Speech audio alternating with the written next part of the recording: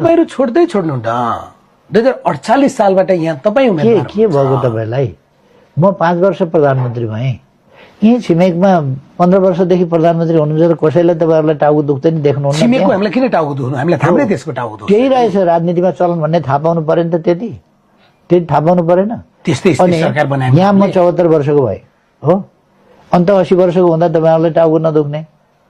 80 वर्षको भयो भनेर त्यहीँ बसेर अनि एक बुढाले चलाउन पाइन्छ भनेर लेख्छ, फेरि त्यहीँ बस्ने मान्छेले सुहाउँछ भने तिनीहरूको विवेक कहाँ लगेर राखेका छन् भन्नु। हाम्रा उमेर भएकाहरूले तिनले जसरी काम गरेनन् कि सायद अलि बढ्ता गरे कि तपाईँलाई त्यस्तै लाग्छ?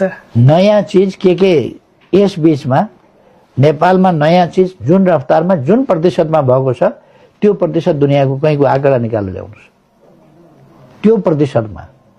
त्यसै कारण संयुक्त राष्ट्र सङ्घको प्रतिवेदनमा नेपाल तीव्रतर विकास गरिरहेका विश्वका 10वटा देशभित्र पर्छ, त्यसमा पनि अग्रस्थानमै छ 10वटा मध्ये। हामी ग्रे लिस्टमा बसेको कुरा नि बिर्सिन भएन। त्यो सानोतिनो ढङ्ग नपुर्याएर र यस्तै विभिन्न